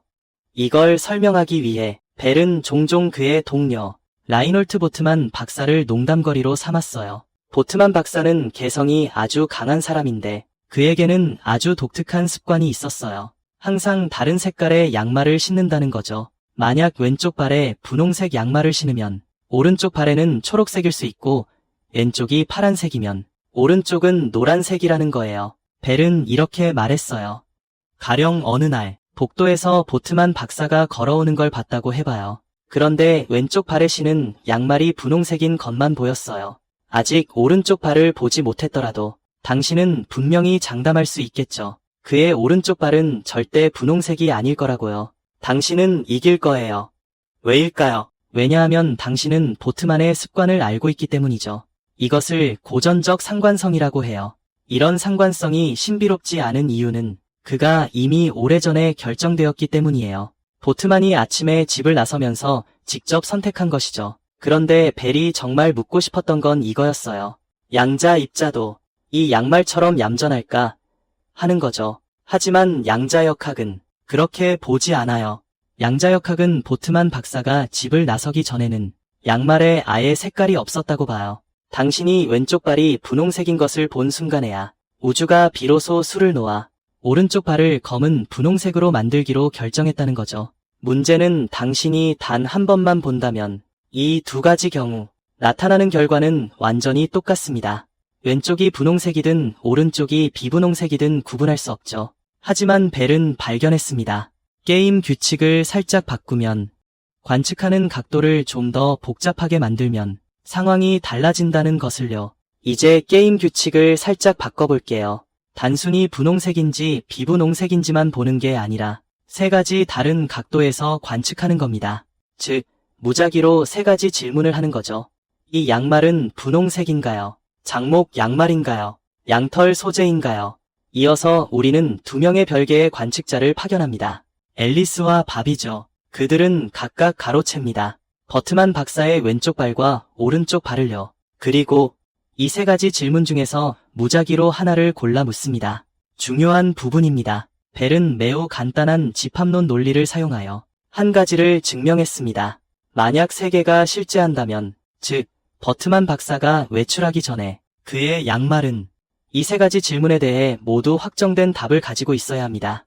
우리가 그 답을 모르더라도 말이죠. 그렇다면 앨리스와 밥 두 사람이 같은 결과를 볼 확률을 통계낼 때 이 확률은 반드시 어떤 제한을 받게 됩니다. 이건 마치 카지노에 가서 아무리 속임수 기술이 뛰어나더라도 패가 미리 정해져 있다면 돈을 딸 확률에는 항상 상한선이 있는 것과 같습니다. 이 상한선이 바로 유명한 벨의 부등식입니다. 간단히 말해 벨은 빨간 선을 그었습니다. 그는 이렇게 말했죠.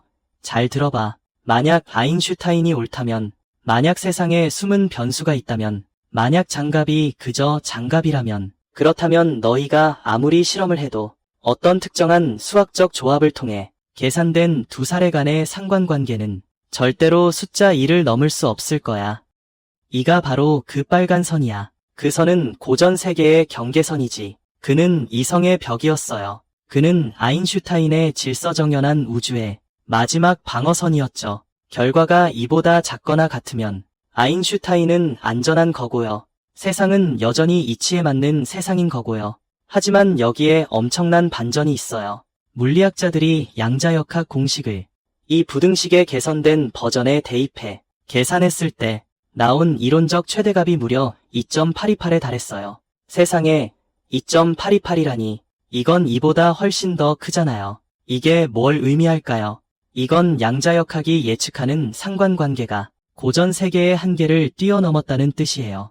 이건 이 두 예시 간의 연결이 그 어떤 미리 설정된 연결보다도 훨씬 더 긴밀하다는 걸 의미해요. 너무나 긴밀해서 마치 반칙 같달까요? 마치 텔레파시처럼요. 벨은 그 숫자를 보며 아마도 차가운 숨을 들이켰을 거예요. 그는 원래 논리로 자연에게 따져 묻고 싶었던 거죠. 대체 한계선이라는 게 있는지 없는지요. 그런데 그가 만든 이 수학적 거짓말 탐지기는 양자역학이 어쩌면 정말로 무법천지의 괴물일 수도 있음을 보여줬어요. 벨은 자신의 이 엄청난 발견을 한 편의 논문으로 작성했어요. 그런데 그가 비주류였고 게다가 이게 너무나 파격적이었기에 그는 심지어 투고할 엄두조차 내지 못했어요. 피지컬 리뷰 같은 대형 학술지에는요. 그는 결국 막 창간된 피직스라는 잡지에 논문을 실었어요. 아이러니컬하게도 이 잡지는 몇 호 발간되지 않아 폐간됐어요. 잡지 편집장조차 나중에는 이 논문의 존재를 잊어버렸을 정도였죠. 어쩌면 20세기 물리학에서 가장 중요한 논문이었을 이 논문은 표류하는 병처럼 하마터면 그대로 역사의 먼지 속에 사라질 뻔했어요. 논문이 발표된 후 몇 년 동안 거의 아무도 관심을 갖지 않았어요. 결국 그 시절에는 모두들 원자폭탄 만들고 달 착륙하느라 바빴거든요. 누가 양말 색깔에 관한 부등식 따위에 신경이나 썼겠어요. 1960년대 말까지 몇몇 본업 외에 다른 것에 몰두하던 젊은 물리학자들이 낡은 책 더미 속에서 이 논문을 찾아냈습니다. 그들은 논문을 다 읽고는 마치 벼락을 맞은 듯했습니다.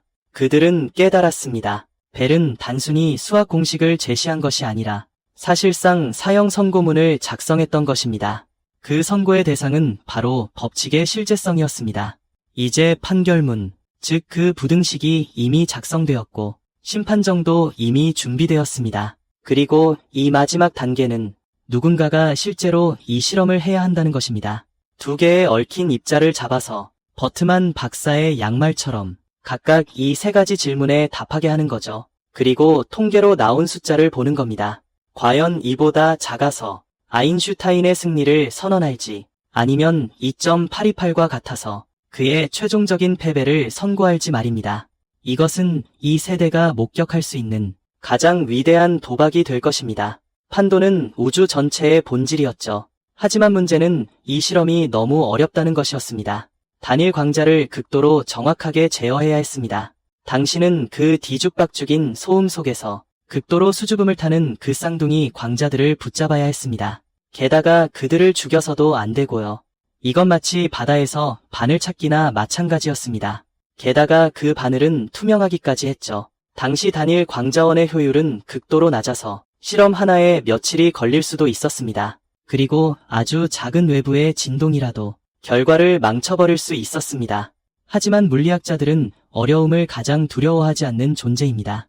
특히 이 바늘을 찾기만 하면 신이 과연 주사위 놀이를 하는지 아닌지를 알 수 있다는 것을 알았을 때 말이죠. 그래서 한 무리의 점고, 반항적인 정신으로 가득 찬 실험 물리학자들이 그들의 드라이버와 오실로스코프를 집어들었습니다. 그들은 이제 착수할 준비가 되었습니다. 하지만 이 선고는 순조롭지 않을 것입니다. 마치 모든 훌륭한 법정 드라마에서 연출되는 것처럼 말이죠. 피고 측 변호인, 즉 그 완고한 실제성은 쉽게 죄를 인정하지 않을 겁니다. 그는 모든 허점을 붙잡을 것입니다. 매번 프로그램 오류가 날 때마다 아인슈타인의 구세계를 무죄라고 변호하려 했죠. 그래서 반세기 동안 이어진 지구 전체를 가로지르는 심지어 우주 깊은 곳까지 이어진 톰과 제리 게임이 시작되었답니다. 만약 벨이 각본을 쓴 사람이라면 존 클라우저는 첫 번째로 이 극을 무대 위로 올리려 했던 감독이었죠. 1972년 클라우저는 여전히 덥수룩한 수염을 기른 히피 같아 보이는 젊은 대학원생이었어요. 그는 캘리포니아 대학교 버클리 캠퍼스에 버려진 지하실로 들어갔죠. 손에는 한 무더기에 고물상에서 구해온 장비들이 들려 있었어요. 가장 아이러니한 건 클라우저는 사실 아인슈타인의 열렬한 팬이었다는 거예요. 그가 이 실험을 시작한 본래 의도는 벨 부등식이 성립한다는 것을 증명하기 위함이었어요. 양자역학이 틀렸다는 것을 증명하기 위함이었죠. 그 지긋지긋한 유령을 병 속으로 다시 가둬버리기 위함이었어요. 그는 심지어 이 때문에 지도 교수와 내기까지 했답니다. 그는 지하실에서 몇 달 동안 뚝딱거렸고 칼슘 원자로 얽힌 광자쌍을 만들어냈죠. 그 시대에 이것은 마치 투박한 돌도끼로 마이크로칩을 조각하는 것과 같았어요. 그는 자연의 법칙과 씨름해야 했을 뿐만 아니라 가끔씩 파업하는 진공 펌프와 검출기들과도 싸워야 했죠. 마침내 그가 데이터를 얻어내고 길게 늘어진 종이 테이프를 응시했을 때 그는 얼빠진 표정을 지었어요. 데이터는 노이즈로 가득했지만 추세는 무정했어요. 그 빨간 선이 뚫린 거예요. 결과는 이를 훨씬 넘어섰죠. 클라우저의 첫 반응은 이랬어요. 내가 어딘가에서 전선을 반대로 연결한 건가? 그는 몇 번이고 다시 확인했지만 결과는 굳건한 바위 같았어요. 아인슈타인이 졌어요. 클라우저는 깊은 자기 회의에 빠졌죠. 그는 원래 영웅이 되어 고전 물리학을 구하려 했지만 결과는 그는 자신의 손으로 고전 물리학의 관 뚜껑에 첫 번째 못을 박아버린 셈이 되었죠. 하지만 이야기는 여기서 끝난 걸까요? 아닙니다. 아인슈타인의 옹호자들은 재빨리 핑계를 찾아냈습니다. 그들은 말하길, 잠깐만요. 당신 실험에 큰 허점이 있습니다. 만약 이 두 광자 사이에 우리가 모르는 어떤 신호가 전달되고 있었다면요. 만약 그들이 정말로 시험에서 부정행위를 하는 학생들처럼 광속이 허락하는 시간 내에 서로 정보를 교환했다면요. 이것이 바로 유명한 국소성 허점입니다. 마치 이런 거죠. 두 명의 용의자를 각각 다른 방에 가두고 신문하는 것과 같습니다. 만약 이 두 방이 너무 가깝거나 신문이 너무 느리다면 그들은 벽을 두드려서 입을 맞출 수도 있겠죠. 이 허점을 막기 위해서 우리는 더 강력한 인물이 필요했습니다. 1982년 프랑스인 알랭 아스페가 등장했습니다. 아스페는 전형적인 프랑스 신사처럼 엄격하고 우아했죠. 그는 입자들이 아예 부정행위를 할 수 없는 실험을 하기로 했습니다. 어떻게 했을까요? 그는 실험실의 양 끝에 초고속 스위치를 설치했습니다. 이 두 스위치는 1PR만 초 안에 측정 방향을 바꿀 수 있었죠. 이 시간이 얼마나 짧냐면요. 빛이 실험실 한쪽 끝에서 다른 쪽 끝으로 도달하는데 약 40나노초가 필요합니다. 그런데 측정 방향을 바꾸는 데는 10나노초밖에 걸리지 않았죠. 이는 아스페가 광속과 경쟁하고 있었다는 것을 의미합니다. 그래서 입자 A가 입자 B에게 프랑스인이 내 수직 평광을 측정하려고 하니 너도 빨리 바꿔 라고 위챗을 보내고 싶어도 안타깝게도 정보가 아직 가는 도중에 입자 B는 이미 측정이 끝나버렸습니다. 아스페는 입자들을 절벽 끝으로 몰아넣은 거죠. 이건 마치 용의자를 신문할 때 그들을 초음속으로 지구의 양 끝에 던져놓고 동시에 질문을 던지는 것과 같습니다. 결과는 어땠을까요? 결과는 여전히 그 차가운 숫자였습니다. 벨 부등식 2반. 아인슈타인은 또다시 패배했습니다. 이제 드디어 결론이 난 건가? 라고 생각하시겠죠. 너무 순진하시네요. 물리학자들은 거의 편집증적일 정도로 엄격한 면이 있어요. 논리적으로 아주 작은 틈이라도 있으면 그들은 결코 사형을 선고하지 않죠. 그런데 이번엔 누군가가 훨씬 더 철학적이고 생각할수록 소름 돋는 허점을 제기했어요. 바로 자유의지 허점이죠. 듣기엔 엄청 신비롭게 들리지만 원리는 아주 간단해요. 우리가 실험할 때 무작위 숫자 발생기를 사용하는데 이걸로 입자를 어떻게 측정할지 정하죠. 우리는 이게 무작위라고 생각했지만 정말 만약에 우리가 어떻게 측정할지 결정하는 그 무작위 숫자 발생기가 그리고 입자 그 자체가 수십억 년 전부터 이미 한 통속이었다면 어떨까요? 만약 우주가 빅뱅의 순간부터 모든 것을 이미 다 정해놓았다면요. 만약 어떤 거대한 음모가 있어서 입자의 행동뿐만 아니라 아스페가 그 순간에 그 버튼을 누르도록 결정했다면요. 만약 우리의 자유의지마저도 조종당하는 거라면 이 실험은 아무 의미가 없겠죠. 비록 이게 마치 공상과학 소설 속 이야기처럼 들리지만 하지만 이 마지막 그리고 가장 미친 허점을 박살내려면 우리는 프랑스 신사보다도 더 미친 사람이 필요했죠. 그 사람이 바로 안톤 차일링거입니다. 이 오스트리아 할아버지는 생긴 건 산타클로스 할아버지 같지만 하는 일은 꽤나 하드코어였어요. 2018년 차일링거 팀은 우주 벨 실험을 진행했죠.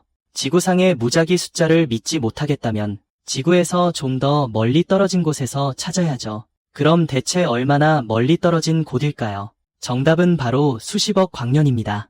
차일링거는 카나리아 제도 산 정상에 망원경을 설치하고 우주 깊숙한 곳에 있는 두 개의 오래된 퀘이사 별에 조준했어요. 이 두 별에서 나온 빛은 이미 우주에서 수십억 년을 달려왔죠. 그때는 태양계조차 아직 태어나지 않았을 때였어요. 실험은 이랬습니다. 만약 망원경이 파란색 빛을 받으면 방식 A로 측정하고 빨간색 빛이면 방식 B로 측정하는 식이었죠.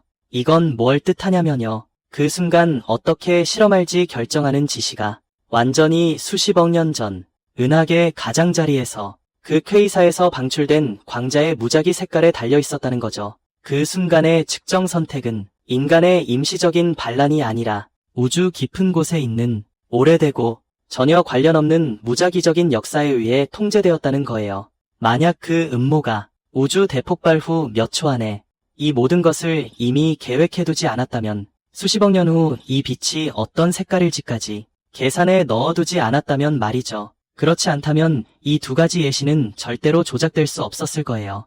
이건 시공을 초월한 거대한 재판이었죠. 온 우주의 빛이 아인슈타인의 실패를 증언하고 있었어요. 결과가 나온 그 순간 차일링거는 화면을 보며 아마도 한 줄기 비애를 느꼈을 거예요. 결국 위반하고 말았죠. 그것도 아주 철저하게 위반했죠. 클라우저의 지하실부터 아스페의 초고속 스위치, 그리고 차일링거의 별빛 재판에 이르기까지 매번 우리는 모두 실재성에 한 줄기 살길을 남겨주려 노력했죠. 매번 양자역학은 무정하게도 그 길을 막아버렸죠. 이건 단순한 물리적 결론이 아니에요. 이건 하나의 선언입니다. 그는 우리에게 말해줍니다. 아인슈타인의 이미 왼쪽과 오른쪽이 정해져 있던 그 장갑은 애초에 존재하지 않았다고요. 당신이 그 입자를 보지 않았을 때 그는 위치가 없고 속도도 없고 자전도 없었죠. 그는 정말 그저 한 덩어리의 유령일 뿐이었어요. 그런데 당신이 이 구석에서 그를 한번 바라보면 우주는 다른 구석에서 순간적으로 변할 거예요. 거리는 환상이고 분리도 환상이며 그 단단하고 객관적이며 우리와 독립적인 세계 또한 환상입니다. 반세기 동안 이어진 이 고양이와 쥐의 게임은 드디어 끝났습니다. 우리는 그 쥐를 잡았어요. 그런데 알고 보니 그건 쥐가 아니었어요. 그건 우리가 받아들이거나 아니면 미쳐버려야 할 괴물이었죠. 그리고 2022년에는 노벨상 위원회가 드디어 이 3명의 유령 사냥꾼들에게 상을 수여했죠. 클라우저, 아스페, 그리고 차일링거. 이건 그들의 실험 기술에 대한 표창일 뿐만 아니라 100년간 지속된 철학 전쟁에 공식적인 마침표를 찍은 거죠. 아인슈타인. 위대한 시계는 그가 죽은 지 67년 만에 드디어 그의 논쟁에서 완전히 패배하게 될 겁니다.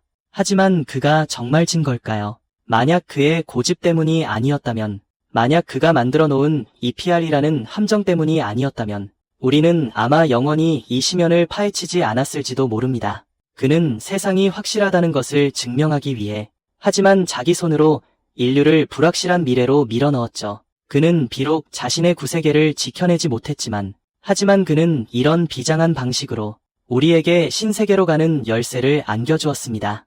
다만 이 열쇠가 열어준 문 뒤에는 우리가 보고 싶었던 풍경이 아닐 수도 있습니다. 이제 여정은 끝에 다다랐습니다. 만약 이 전체 이야기를 영화 한 편으로 본다면 지금쯤이면 아마 자막이 올라가고 음악이 흘러나올 때일 겁니다. 하지만 그 전에 우리는 마지막으로 작은 일 하나를 더 처리해야 합니다. 실제성의 장례식을 치러주는 일이죠.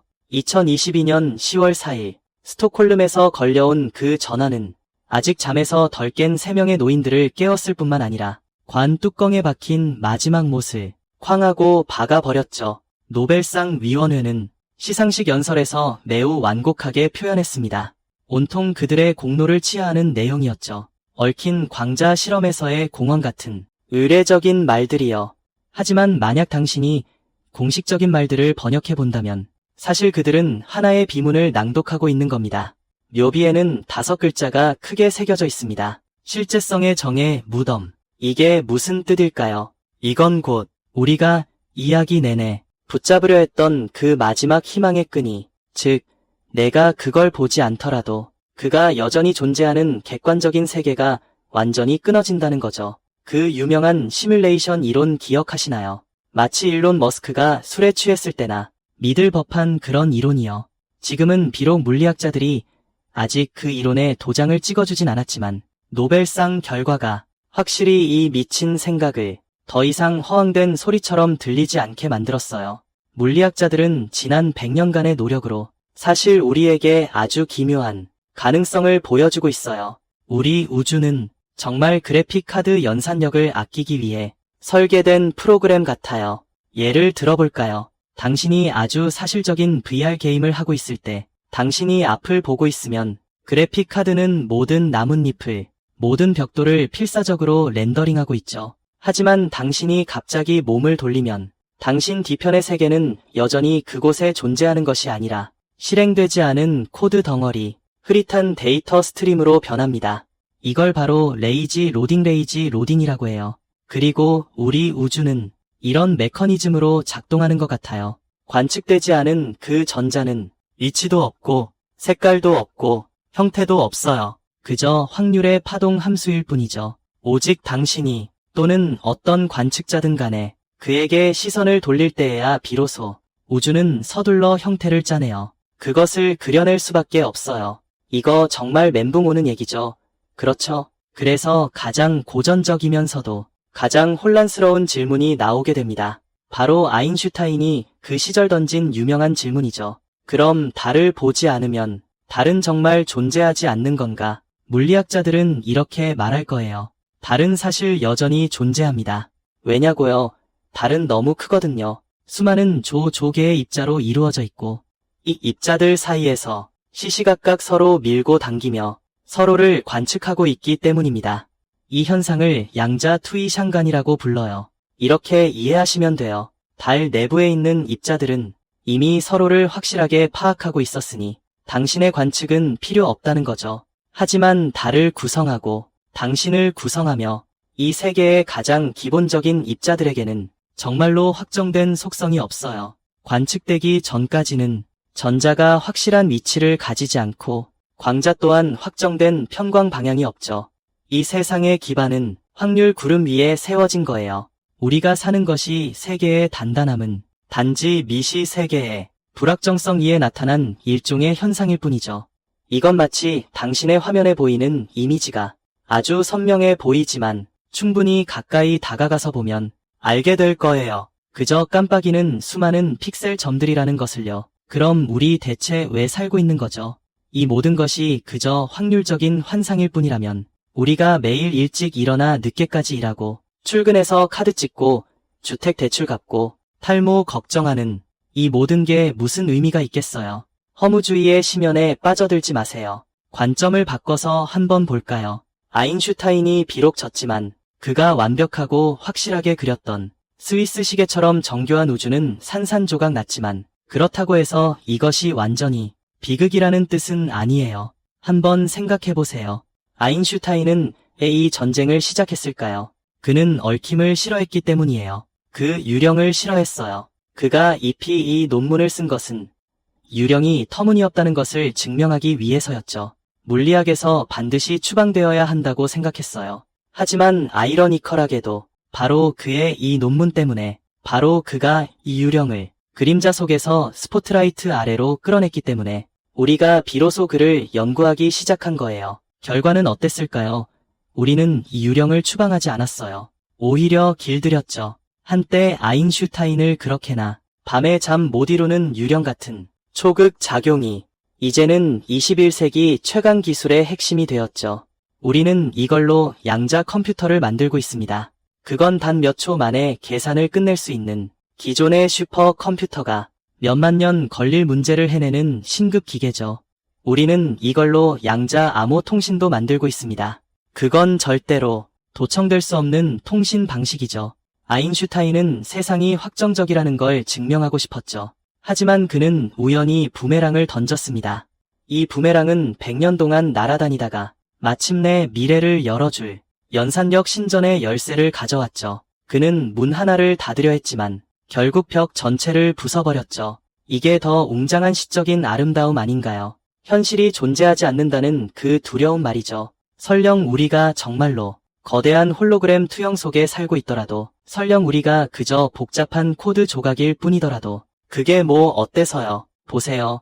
설령 우리가 코드라고 해도 우리는 스스로가 코드가 맞는지 생각할 수 있는 코드 조각이잖아요. 아마 우리는 우주라는 거대한 프로그램 속의 버그일지도 모릅니다. 하지만 바로 이 버그가 전체 운영체제를 이해하려 애쓰죠. 우리는 사랑하고 미워할 수 있는 부등식 하나를 두고 반세기 동안 논쟁할 수 있는 수십억 광년 떨어진 별을 보기 위해 높은 산을 오르는 코드입니다. 불확실성으로 가득 찬 이 터무니없이 게으르게 로드되는 우주에서 인간의 호기심은 아마 유일하게 실제하는 것일 겁니다. 그러니 다음에 고개를 들어 달을 볼 때, 눈을 감았을 때 달이 사라졌는지 걱정하지 마세요. 자랑스러워해야 합니다. 왜냐하면 바로 당신의 한 번의 응시가 그 허무맹랑한 확률에 파동 이동의 의미를 부여했으니까요. 그걸로 충분하지 않나요? 이야기는 여기까지입니다. 이제 주변의 벽을 만져볼 시간입니다. 직접 느껴보세요.